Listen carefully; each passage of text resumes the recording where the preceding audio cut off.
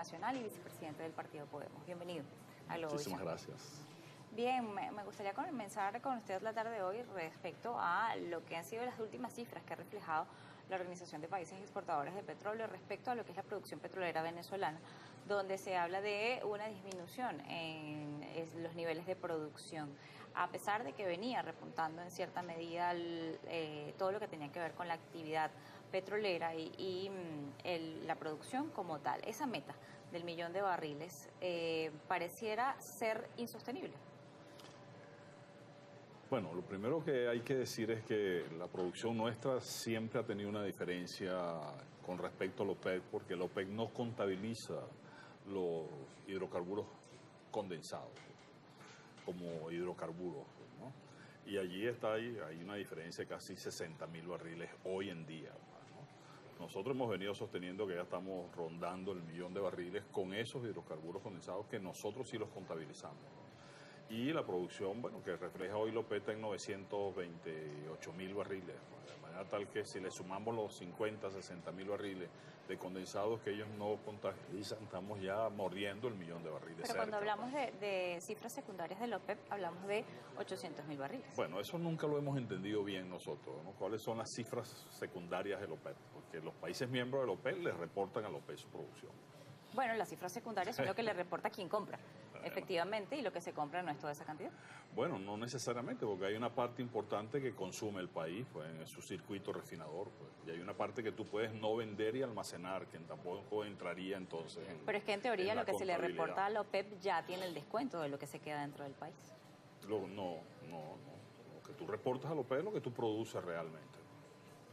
Ahora, dentro de las condiciones que estamos viendo hoy día, la operatividad que han tenido las transnacionales presentes en el país, ¿han influido en este aumento en la producción? Porque no ha incrementado más.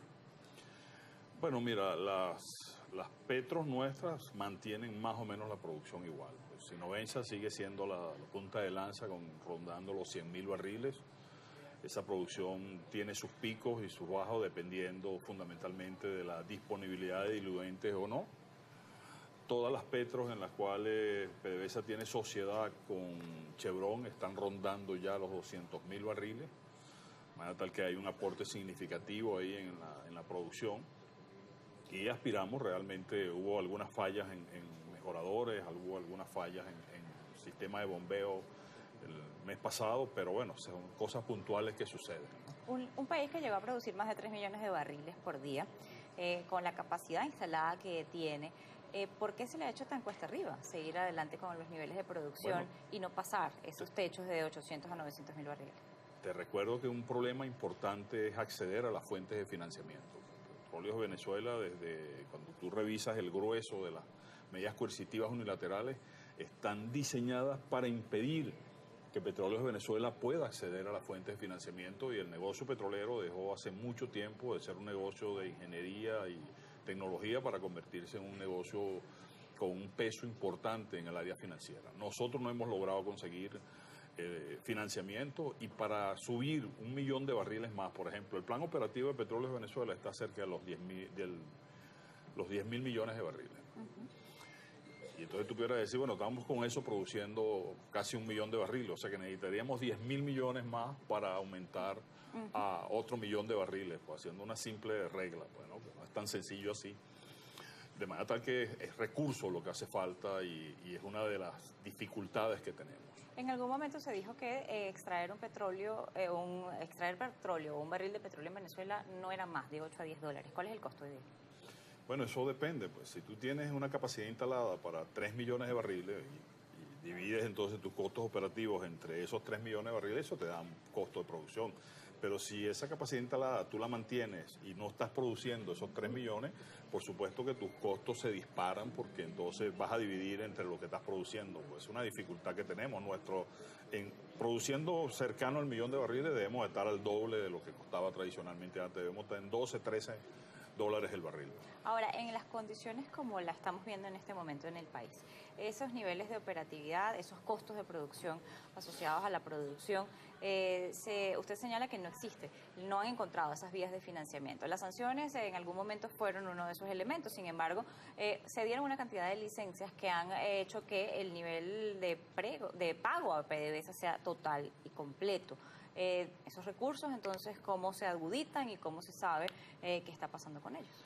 Porque el nivel además del barril de petróleo ha aumentado. Las licencias que han dado es fundamentalmente para permitirle a las transnacionales imperiales participar en el negocio petrolero venezolano. Y se está usando un mecanismo un poco rígido para cancelar deudas, ¿no? Y bueno, y se ha usado otra figura para comercializar el resto del crudo que puedan ellos vender. Pero no hay una apertura. A ver, Petróleos de Venezuela sigue con sus cuentas bloqueadas, sus 38 buques siguen sin tocar ningún puerto ni en Estados Unidos, ni en Canadá, ni en todos los países europeos que están asumiendo las mismas medidas coercitivas que ha impuesto Estados Unidos. Bueno, y cosas ilógicas, pues Panamá tiene del continente, es el que más sanciones ha asumido contra Venezuela, pues cosas verdaderamente insólitas. Pero nosotros seguimos en ese esfuerzo por seguir manteniendo la producción. Creo que el nivel de esfuerzo y sacrificio que hacen nuestros trabajadores, nuestros ingenieros y nuestras ingenieras, la participación del sector privado, que es sumamente importante y con el cual Petróleos de Venezuela mantiene una deuda significativa en relación a honrar los trabajos que están realizando, bueno, son las dificultades que tenemos que vencer. Constantemente vemos que PDVSA firma acuerdos con diferentes países, constantemente vemos como la Asamblea Nacional, usted es parte de ella, constantemente está diciendo se firmó un acuerdo con tal o cual país, se logró este acuerdo con tal o cual gobierno. ¿Esos acuerdos al final entonces en qué se traducen? Bueno, el primer paso para que un país invierta es firmar el acuerdo. Nosotros aspiramos que efectivamente en el proceso de renovación que llevamos, por ejemplo, de las empresas petroleras, pues de las empresas mixtas, efectivamente los cronogramas con los cuales se están comprometiendo a invertir se den. Pues, ahí la empresa Oil de Brasil, pues Petrooil, comprometido a invertir 11.000 millones de dólares. Bueno, nosotros realmente aspiramos que esas cosas se den.